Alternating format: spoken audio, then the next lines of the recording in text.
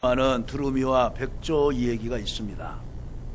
진흙바닥을 열심히 돌아다니며 달팽이를 찾고 있는 두루미에게 천사 같은 백조가 날아왔습니다. 흰 날개를 가진 그 찬란한 모습에 놀란 두루미가 물었습니다. 너 어디서 왔니? 나 하늘에서 왔지. 하늘에는 어디 있니? 넌 하늘나라에 대해 듣지 못했구나. 그래서 백조는 하늘나라의 아름다움을 감동적인 말로 설명해 주었습니다. 그랬더니 두루미는 부러워하며 나도 그런 곳에 가고 싶다. 그곳에 가면 달팽이도 많이 있겠지? 아니, 그건 없어. 그러나 그것보다 더 좋고 멋있는 곳으로 가득 차지. 그러자 두루미는 흥이 없다는 듯 다시금 진흙바닥을 따라 달팽이를 찾으면서 말합니다. 너나 하늘에 가서 살아라. 나는 달팽이가 있는 이 진흙바닥이 좋단다. 여러분, 이것이 우리 인간의 모습이 아닐까요? 사람들은 이 세상에서 진흙 속에 있는 달팽이를 찾아서 아침에서부터 저녁 늦게까지 바삐 분주히 뛰어다닙니다. 그러나 바로 백조가 보고 있는 저 하늘나라의 아름다운 것을 보지 못하기 때문에 그렇습니다. 바로 이것을 두고서 가치관의 혼란이라고 말합니다. 그래서 영국 캔터베리 대주교였던 윌리엄 템플은 이 세상 가치관의 혼란을 비유하기를, 이 세상은 마치 어떤 장사꾼이 남의 상점에 들어가서 쇼윈도에 버려놓은 상품표의 정가표를 모두 바꿔놓은 현상과 같다. 그 장난꾼은 비싼 물건에는 낮은 가격표를 붙여놓고 반대로 싼 물건에는 높은 가격표를 붙여놓았다라고 말을 했습니다. 바로 이것이 실제적으로 우리 한국 바로 백화점에서 있었던 것입니다. 싼 것을 갖다가 비싼 가격을 붙여놨더니 정말로 불티나게 그 싼 가격 물건이 비싼 가격만 보고 팔려나가라는 것입니다. 사람들은 진정한 가치를 알지 못하고 헛된 것을 위해서 일생을 허비하며 살아가고 있습니다. 그래서 이사야 선지자는 너희가 어찌하여 양식 아닌 것을 위하여 은을 달아주며 배부르게 못할 것을 위하여 수고하느냐라고 이사야서 55장 2절에서 말씀해 주었습니다. 신앙생활도 그렇습니다. 다 같은 신앙생활인 것 같은데 그렇지 않습니다. 어떤 사람은 정말로 신실하게 정말로 감격하면서 감사하면서 신앙생활을 하는 사람도 있고, 그저 마지못해서 이대로 안 믿으면은 혹시 지옥은 가지 않을까? 라고 하는 그런 부담감 때문에 두려움으로 믿는다고 한다면은 정말 얼마나 그 신앙생활이 힘들고 버거웠겠습니까? 오늘 본문의 마르다의 일도 귀하지만 마르다가 더 좋은 편을 택하였다고 주님이 칭찬하는 것을 보게 됩니다. 그래서 저는 이 시간에 지혜로운 선택 한번 따라서 해보겠습니다. 지혜로운 선택, 지혜로운 선택, 이런 말씀의 제목을 가지고 은혜를 나누고자 합니다. 그렇다면은 이 마리아는 왜 칭찬을 받았는가? 그는 그 나라와 그 의를 구하는 믿음이 있었습니다. 누가복음 12장 22절에서 31절 말씀해 보면은 너희 목숨을 위하여 무엇을 먹을까? 무엇을 위하여 무엇을 입을까 염려하지 말라. 목숨이 음식보다 중하고 몸이 의복보다 중하지 아니하냐. 오직 너희는 그의 나라와 그 의를 구하라. 그리하면 이 모든 것을 너희에게 더하여 주시리라 말씀했습니다. 바로 이것이 마태복음 6장에서도 이제 나온 말씀이죠. 육신을 가진 사람에게 의식주만큼 중요한 것이 어디 있겠습니까? 먹어야지요, 입어야지요, 또 잠잘 곳이 있어야지요. 없으면 당장 남의 담까지 넘어가는 현실이 아닙니까? 또 다른 사람이 요즘 이제 그 좋은 패딩이 얼마나 비쌉니까? 저는 그 이제 옷 좋은 가격부 패딩을 만드는 데 있어서 생거의 4마리의 털이 직접 살아서 뽑혀서 옷이 만들어진다는 것입니다. 정말 우리 인간의 욕심을 채우기 위하여서 그 짐승이 고문을 당하면서 그 털이 뽑혀지면서 우리들이 입는 옷이 만들어진다는 것입니다. 예수님께서는 그보다 그의 나라와 그 의를 먼저 구하라고 말씀하고 계십니다. 옷 좋은 패딩만 입으면 그 사람의 가치가 올라갑니까? 엄마, 누구도 몇십만 원짜리 입었으니까 나도 그 옷을 사주세요. 그렇게 하면서 꼭 같이 입어야만 동등됨으로 여김을 받습니까?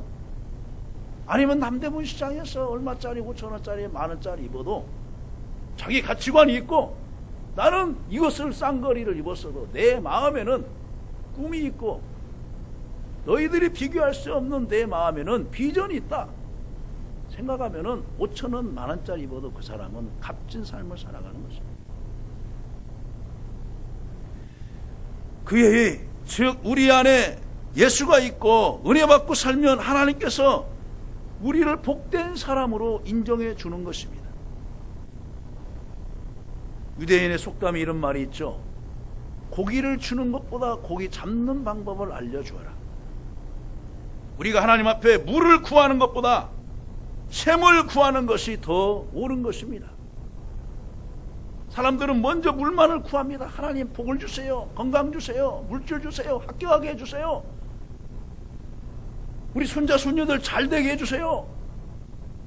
그거보다 하나님 우리 자녀들이 우리 손자 손녀들이 하나님 말씀을 소중히 여기고 주의를 거룩히 지키며 하나님 말씀으로 순종하며 살아갈 수 있게 하여 주옵소서. 이것이 바로 샘을 구하는 기도인 것입니다. 그런데 우리들은 그동안 물만 구해줬어요. 하나님 우리 아들 건강케 해주시고 잘되게 해주시고 축복해 주시고 합격하게 해주시고 승진하게 해주시고. 그런데 그렇게 구해봤는데 우리 자녀 손자들은 그대로 있어요. 샘을 팔 줄도 몰라요. 물만 떠다준 것만 받아서 먹으려고 그래요. 유대인의 속담이 우리들이 기감이 되지 않습니까? 고기만 갖다 주지 말고 고기 잡는 방법을 가르쳐 줘라. 부모의 기도도 중요하고 성도의 기도도 중요하죠. 그러나 자기가 샘을 파고 하나님 앞에 은혜 받는 것이 더 소중한 줄로 믿으시기를 간절히 바랍니다. 갈렙의 사위 온니엘이 전쟁에서 승리하고 나서 갈렙에게 샘을 구했습니다. 사람들이 축복의 열매만 구하지 축복의 나무를 구하지 않습니다. 그 축복의 나무가 바로 그 나라와 그 의를 구하는 것입니다.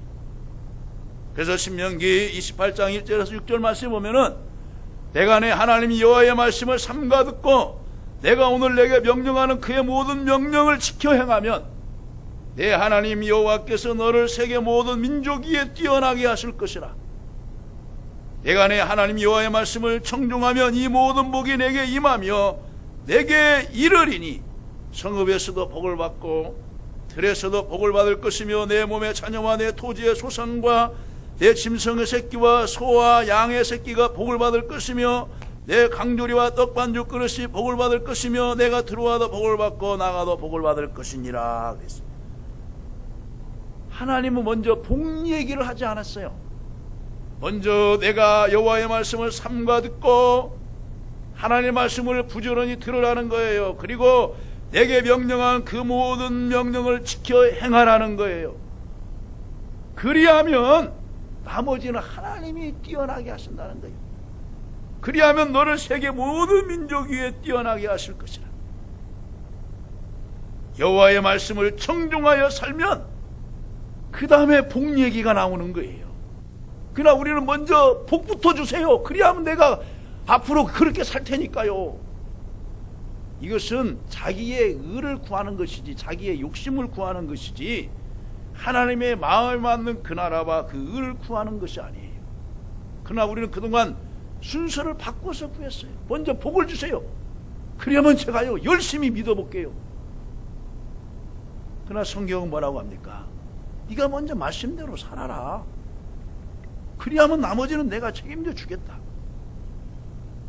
그러므로 의식주의의 풍요를 구하기 전에 우리는 먼저 하나님의 나라와 그 의를 구해야 될 줄로 믿습니다.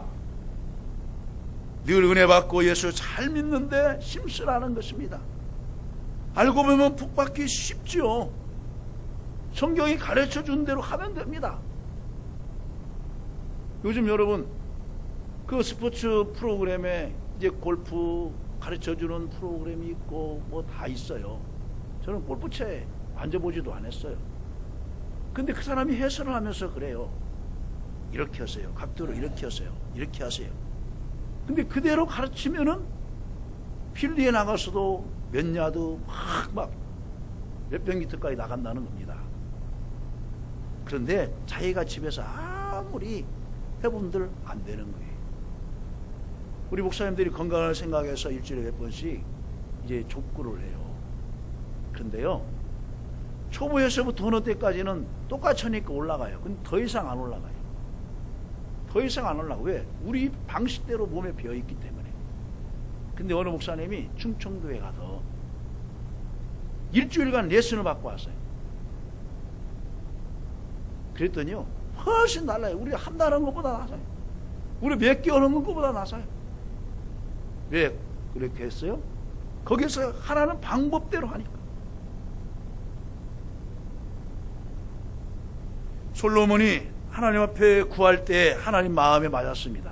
뭘 구했습니까? 술을 구했나요? 명예를 구했나요? 원수의 생명을 상의하도록 구했나요? 아니에요. 하나님, 이 백성을 잘 치리할 수 있도록 저에게 지혜를 주세요. 바로 그것이 그 나라와 그 의를 구하는 기도였어요. 그래, 그 솔로몬이 구한 기도가 하나님 마음이 맞으니 구하지 않는 것까지도 주신 줄로 믿으시기를 간절히 바랍니다. 의식주보다 돈보다 무엇보다 더 귀한 것은 그 나라와 그 의를 구하는 것입니다. 자, 그 나라와 그 의를 구한 사람 한번 생각해 봅니다. 히브리서 11장 24절에서 25절 말씀에 보면 믿음으로 모세는 그랬어요. 모세 이 얘기가 나와요.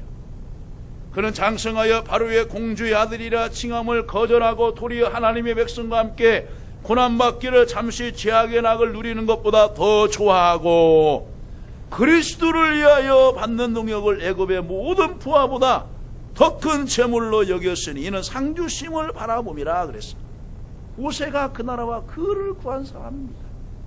가만히만 있으면은 바로 왕을 이어서 애굽의 통치자가 될 수가 있어요. 그는 바로의 공주의 아들로서 바로가 아들이 없이 왕이 될 사람이었지만 그는 자라면서 자신이 히브리인인 것을 알았어요. 자기의 정체성을 알았어요.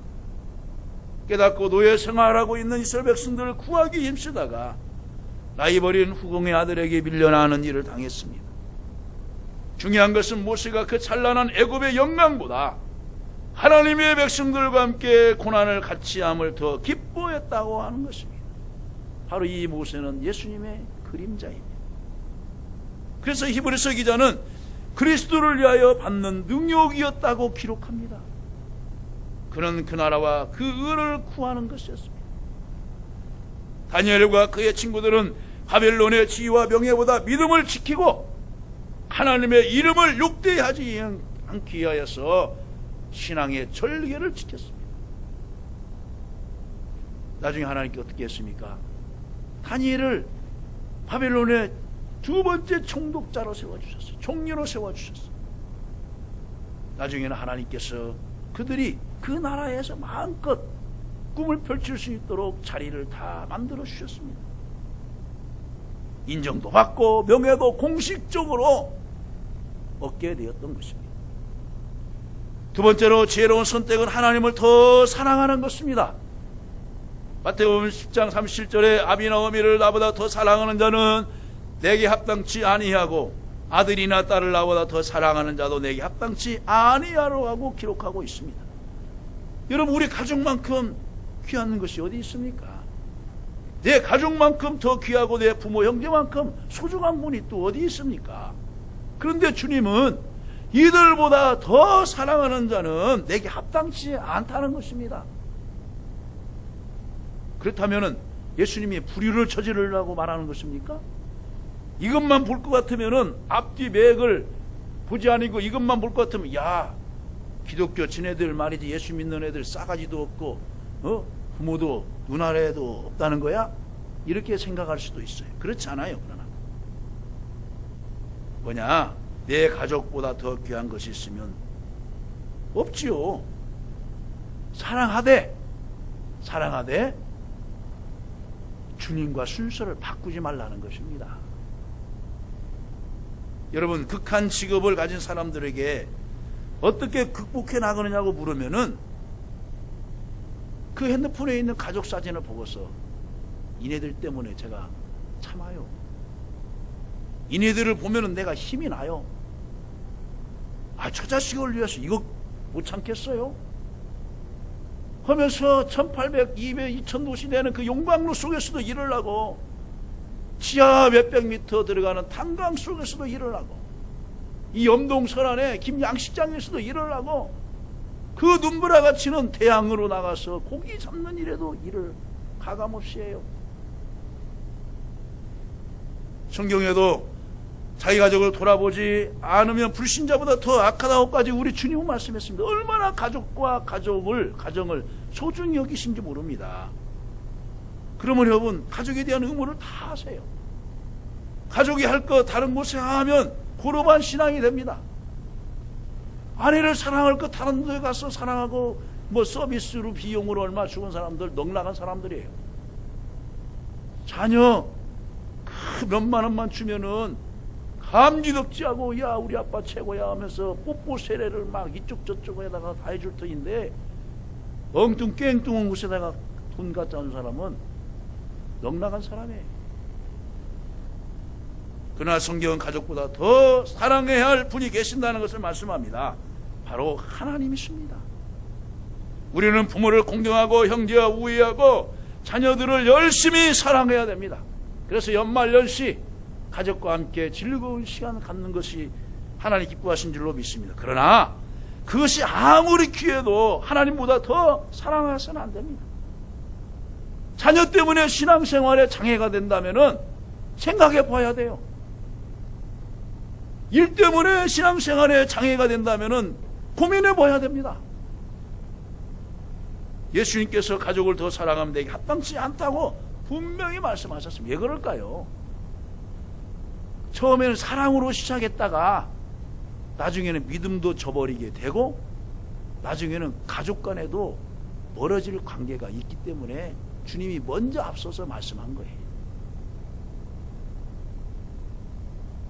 가족을 사랑하는 비결은 하나님을 잘 경외하면서 하나님으로 내 가족을 사랑하시게 하는 줄로 믿으시기를 간절히 바랍니다. 가정들 이제 신방하면 가족 사진들 막 몇 개씩 있어요. 소형 탁자형도 있고 옆에 벽에다가는 막 몇 자짜리도 걸어놓기도 해요. 여러분, 그런데 하나님의 말씀을 여기저기다가 걸어놓으면서 암송하는 그런 것이 더 중요할 줄로 믿습니다. 신명기 6장 6절에서 9절 말씀에 오늘 내가 내게 명하신 이 말씀을 너는 마음에 새기고 너는 또 그것을 내 손목에 매어 기호로 삼으며 내 미간에 붙여 표로 삼고 내 집 문설주와 바깥문에 기록할지니라고 말하고 있습니다. 내 가족이 안 된다면 내 잘못 때문이라 생각하시고 하나님을 더 사랑하시기를 간절히 바랍니다. 어떤 믿음 좋은 성도는 더 넓은 집에서 더 윤택하게 살 수 있는데도 좋은 집을 떠나지 않는 대신에 이웃을 동정하고 구원받지 못한 사람들에게 그 전도하는 일에 시간과 물질을 대는 사람도 있어요. 또 선교에 동참하는 사람도 있습니다. 우리가 잘 살 수 있지만 예수 때문에 가난하고 우리가 편할 수 있지만 예수님 때문에 불편하기를 기뻐하는 사람도 있어요. 이것이 쉬운 일입니까? 그러나 선교 차원에서 하나님 영광을 위하여서 모든 고난을 다 겪는다는 것입니다. 바울 사도가 그랬잖아요. 빈궁에 처할 줄도 알고 풍부에 처할 줄도 알아 일체의 비결을 배웠다. 그러할 때 하나님께서는 우리와 임마누엘 하셔서 더 큰 행복을 우리에게 안겨다 주실 줄로 믿습니다.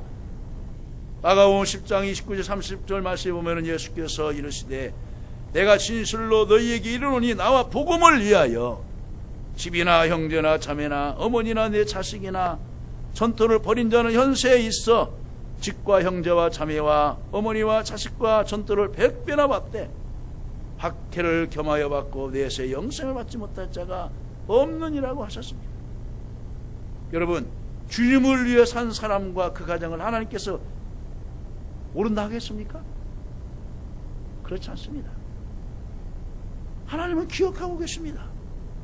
여러분들이 수고하고 애쓰고 물질 들이고 시간 들여서 나와서 봉사하고 애쓴 거 다 하나님이 아십니다. 열심을 품고 주를 섬겨라. 너희 수고가 주 아래서 따라서 보겠습니다. 헛되지 않는 줄을 아멘이라. 연말 되면 각 회사에서 성과급을 줘요. 올해 연말 이 정도 생각을 했는데 열심히 직원들이 일을 해서 회사 수입이 많아졌어요. 그러면 얼마씩 이제 분배해서 성과급을 줍니다. 여러분, 이런 세상의 회사에서도 수고한 대로 기억했다가 성과급도 주고 하는데 하나님, 살아계신 하나님이 입싹 가시겠습니까? 그렇지 아니에요.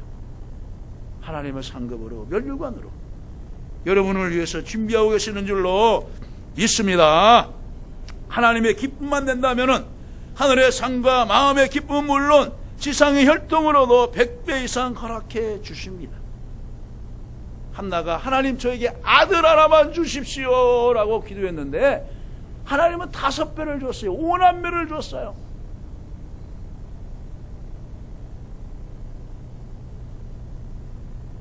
이삭이 그의 농사를 지었는데 100배나 얻었다는 거예요. 100배나 얻었다. 더군다나 그 농사가 되지 않는 그 땅, 척박한 땅에서 남들이 우물을 파면은 실패하는 곳에 들어가서 우물을 파면 나와요. 그러니까 그들이 우물을 다 뺏어가요. 그럼 옆에다 또 파면 또 나오래. 줘요. 또 옆에다 파면 또 나와. 하나님이 함께하는 사람은 안 되는 곳에서도 되게 하는 줄로 믿습니다. 흉년이 드는 그때 이삭이 농사를 졌는데 100배나 얻었대요. 왕성하고 창성하고 번성하였다는 것입니다. 하나님이 함께하는 사람을 하나님이 들어 사용하시는 것입니다. 그리고서 나중에는 그곳 사람들이 야 우리 잘 지내자 하면서 먼저 손 내밀고 이삭에게 고개 숙이면서 굽실면서 나오는 거예요. 아브라함이 어렵게 얻은 이삭을 하나님이 모리아산에 가서 번제물로 바치라 하니 믿음으로 순종하여 주님을 사랑하는 행동을 직접 보여주었습니다. 주님이 감동하시지 않겠어요? 창세기 22장 12절에 사자가 이르시되 그 아이에게 내 손을 대지 말라. 그에게 아무 일도 하지 말라. 내가 내 아들 내 독자라도 내게 아끼지 아니하였으니 내가 이제야 내가 하나님을 경외하는 줄을 아노라. 과거 성경에는 내가 나를 사랑하는 줄을 아노라. 그러니까 보니까 하나님을 사랑하는 자는 하나님을 잘 경외하는 거예요. 하나님 최고로 생각하는 거예요. 주일은 하나님을 최고로 생각하는 날입니다. 초독의 11조는 하나님을 최고로 사랑하는 사람의 사랑의 표현이에요.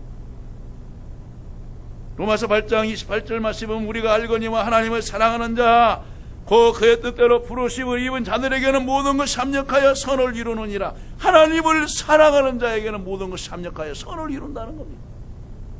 잠언 8장 17절에 나를 사랑하는 자들이 나의 사랑을 입으며 그랬어요. 그런데 우리들은 뭡니까?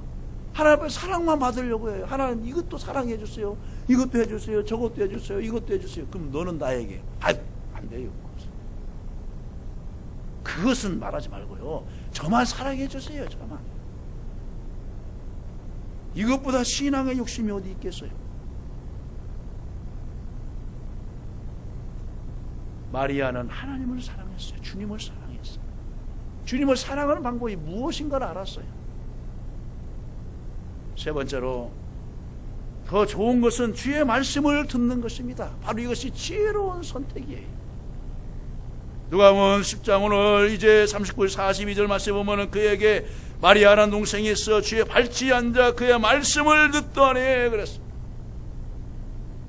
마르다는 준비하는 일이 많아 마음이 분주한지라. 연말연시 되면 여러분 마음이 얼마나 분주해요.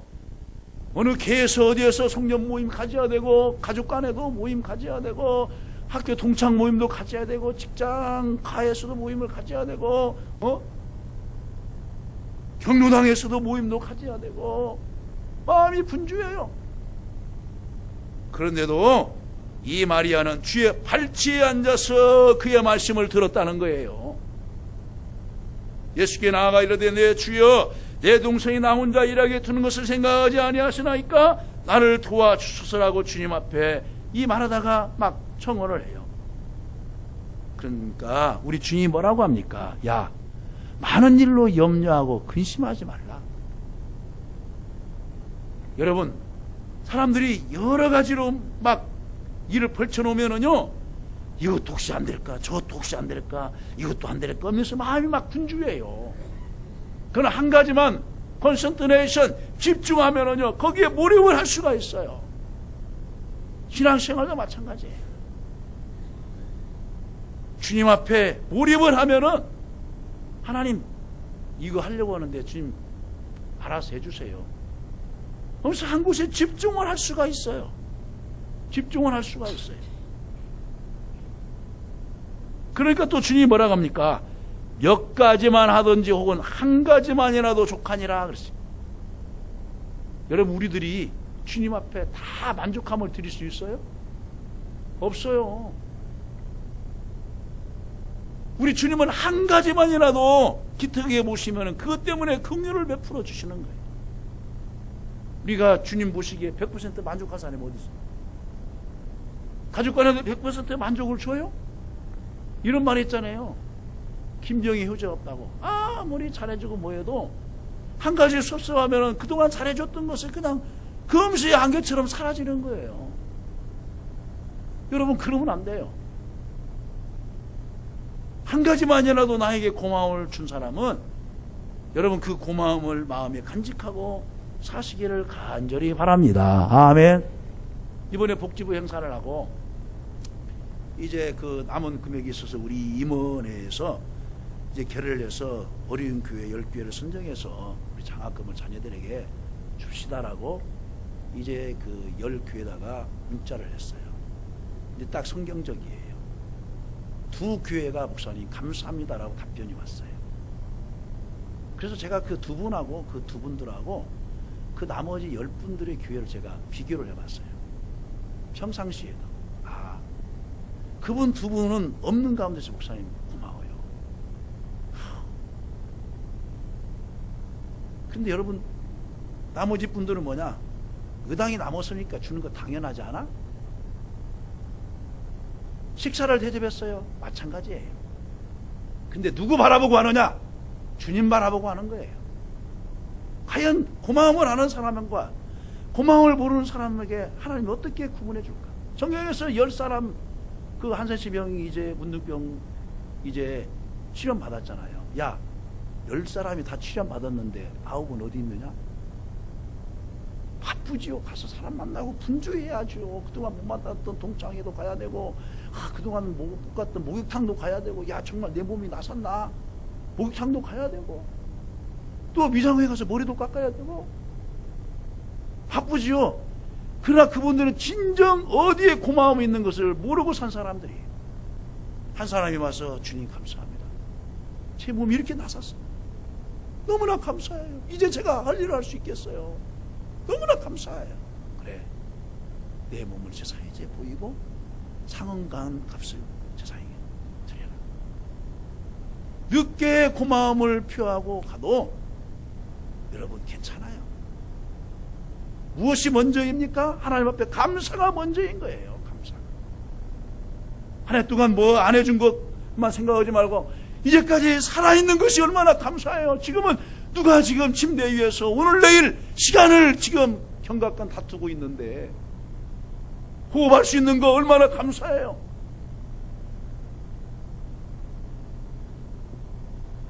마리아가 마르보다 더 좋은 편을 택하였다고 주님이 말씀하셨습니다. 봉사도 좋지만 먼저 말씀을 들으라는 것입니다. 왜요?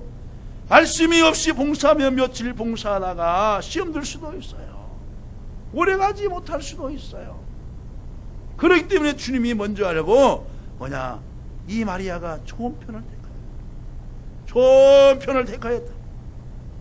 그러므로 말씀으로 잘 무장하면 우리가 무엇을 하든지 탄탄한 신앙이 받침해 주기 때문에 어떤 일을 해도 보람있게 하고 감사함을 할 수가 있어요.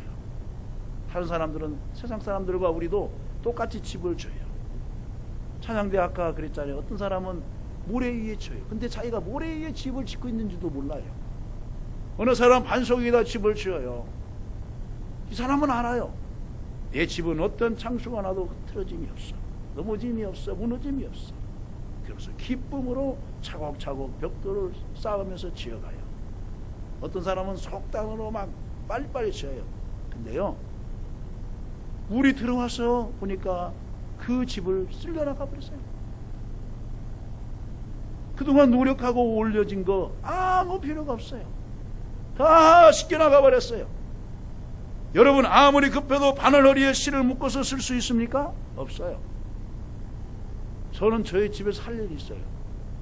세탁기 돌리면 빨래 건조하고, 이제 양말 뒤집어보면 빵꾸 났네? 꾸밀 수 있는가? 근데 저도 이제 눈이 이제 잘 안 보여요. 그래도 내가 어떻게 쓰든 간에 그 바늘 군형에다가 실을 넣어가지고 제가 꾸밉니다.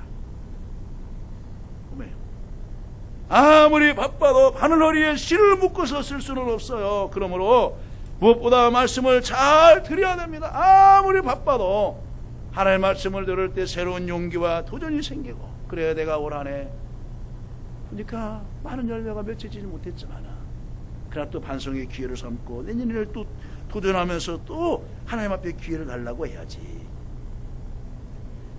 구원의 확신에 설 수 있고 이단에 미혹되지 않으며 신령한 영적인 삶을 배우게 되는 것입니다. 우리가 주님을 대접한 것 중에 주님의 발 아래 겸손히 말씀을 듣는 것보다 더 잘 대접하는 것은 없어요. 이것이 주님을 잘 대접하는 거예요. 왜? 내가 주님을 사랑하는 모습을, 마음을 그대로 보여드리는 거기 때문에 그렇습니다.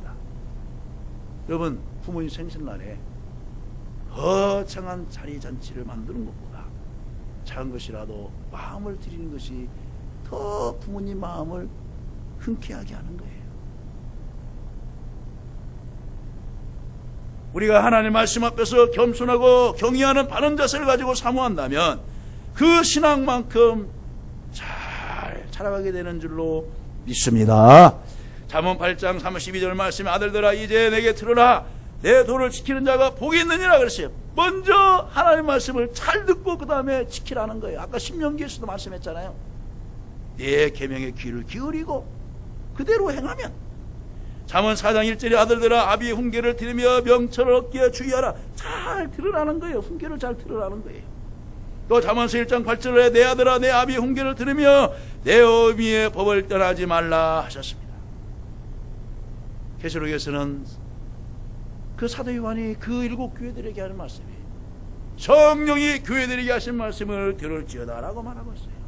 믿음은 들으면서 나는 줄로 믿습니다. 말씀을 맺습니다. 지금 교회 안에서도 같이 혼란에 빠지고 있어요.